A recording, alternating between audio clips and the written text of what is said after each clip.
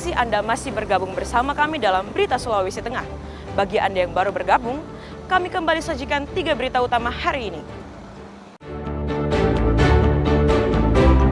Ratusan petani dari 3 kecamatan melakukan demonstrasi di kantor Bupati Morowali.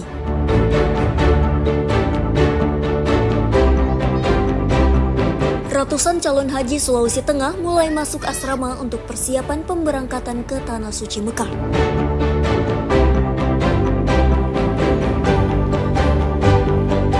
Kejaksaan Negeri Donggala menahan kontraktor proyek rabat beton di Kabupaten Donggala.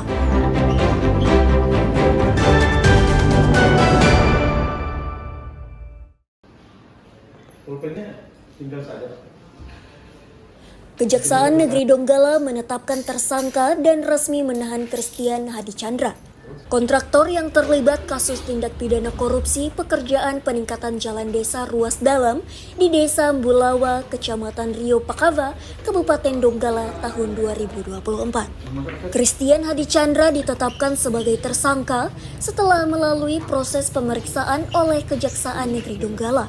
Pihak Kejari terus melakukan pendalaman dugaan penyimpangan yang tidak sesuai dengan petunjuk teknis. Ada 3 pekerjaan utama yang diperiksa, yakni pekerjaan timbunan pilihan, pekerjaan lapisan pondasi, dan pekerjaan beton. Dari hasil pemeriksaan, ditemukan adanya kekurangan volume pekerjaan. Selain itu, dugaan penyimpangan dana sebesar 500 juta rupiah. Sebelumnya, tersangka telah mencairkan uang muka sebesar 2,8 miliar rupiah, namun tidak menyelesaikan proyek yang di Dinas Pekerjaan Umum Kabupaten Donggala itu. Sampai saat ini, Kejaksaan Negeri Donggala, tim penyidik, saya sudah melakukan gelar perkara ekspos. Kami menganggap sampai dengan titik hari ini yang bisa dimintai pertanggungjawaban secara hukum sampai hari ini adalah yang sudah kita tetapkan sebagai tersangka. Akan tetapi, itu tidak menutup kemungkinan bahwa ada pihak-pihak lain yang secara hukum harus dimintai pertanggungjawaban. Akibat penyimpangan dana dalam pelaksanaan proyek tersebut, negara dirugikan sebesar 500 juta rupiah. Tersangka dijerat Undang-Undang Nomor 31 Tahun 1999 tentang tindak pidana korupsi dengan ancaman hukuman maksimal 5 tahun penjara. Ikram Boya Oge melaporkan dari Donggala.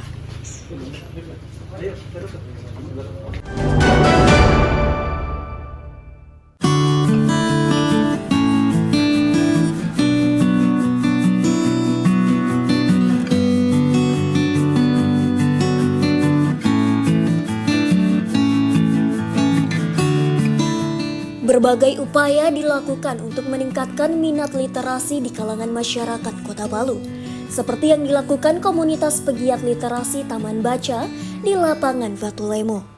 Mereka menyiapkan lapak untuk membaca buku secara gratis.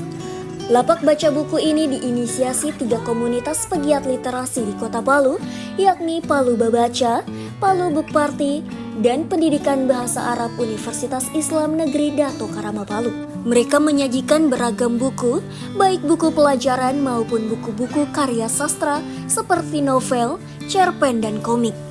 Pembaca atau pengunjung yang datang tidak hanya berasal dari Kota Palu, tapi juga dari Kabupaten Sigi. Mulai kalangan anak-anak hingga dewasa, ramai-ramai datang membaca buku sembari duduk santai. Pengunjung senang karena sekaligus bisa menikmati pemandangan di lapangan Vatulemo yang menjadi salah satu tempat rekreasi masyarakat Palu.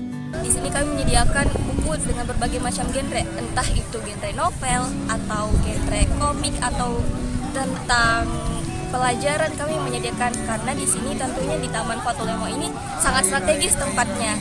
Nah, dan juga tentunya terbuka untuk umum, apalagi gratis. Jadi kami menyediakan untuk meningkatkan literasi di Kota Palu ini. Kalangan anak-anak dan remaja cukup antusias membaca beragam buku tersebut. Apalagi tidak perlu merogoh kocek untuk menikmati aneka bacaan tersebut.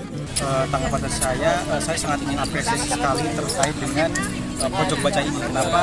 Di tengah minimnya literasi masyarakat Indonesia saat ini sangat penting kita gaungkan dan juga kita selenggarakan, karena kita untuk sebagai anak muda kita perlu selain menambah pengetahuan juga kita harus menambah literasi seperti itu. Karena kemajuan suatu bangsa itu ditandai dengan kemajuannya berpikir rakyatnya. Jadi bagaimana tanggapan saya terkait dengan Pojok Baca ini, saya sangat mengapresiasi sekali dan juga saya sangat berterima kasih sekali kepada teman-teman yang telah menyelenggarakan kegiatan ini. Buku-buku yang disediakan di lapak baca tersebut berasal dari komunitas serta sumbangan perorangan. Jumlahnya mencapai puluhan jenis buku. Syahrul Cahya melaporkan dari Palu.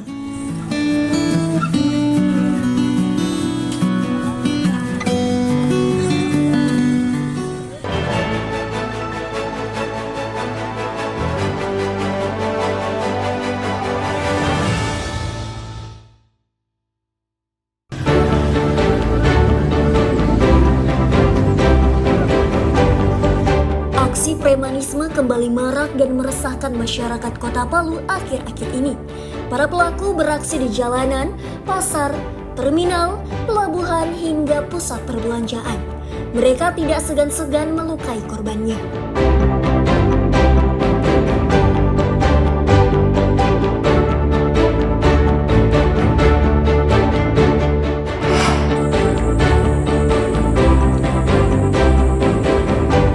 Satuan Reserse Narkoba Polres Morowali menangkap 3 pengedar narkoba jenis sabu-sabu di Desa Bahodopi, Kecamatan Bahodopi, Kabupaten Morowali. Selain pelaku berinisial MA, MF, dan MR, polisi juga menyita sabu-sabu seberat 20 gram lebih serta telepon genggam.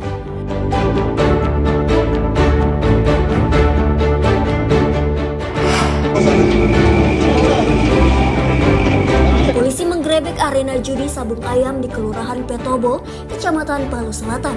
Seorang pelaku berinisial H ditangkap bersama 1 ekor ayam aduan. Rencana penggerebekan tersebut diduga telah bocor sehingga pelaku kabur.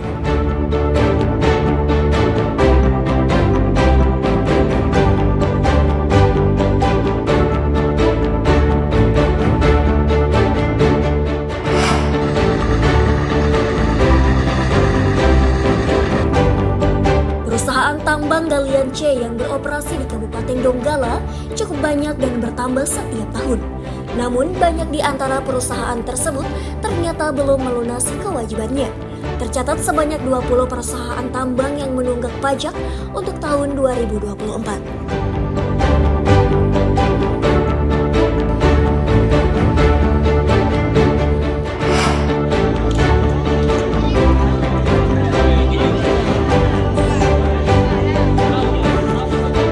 Kecelakaan menimpa 2 kendaraan mobil di Kelurahan Kabonga Kecil, Kecamatan Banawa, Selasa siang. Akibatnya salah seorang pengemudi mengalami luka serius di bagian kepala. Sedangkan 1 pengemudi lainnya terluka setelah dianiaya warga yang kesal karena mengemudikan mobil terlalu kencang.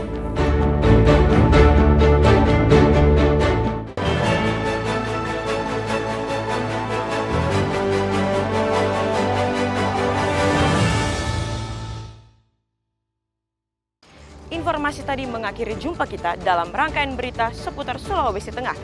Atas nama rekan yang bertugas, saya Aurel Lagia mengucapkan terima kasih atas kebersamaan Anda. Selamat beraktivitas dan sampai jumpa. Songgom Puasi, Tabe.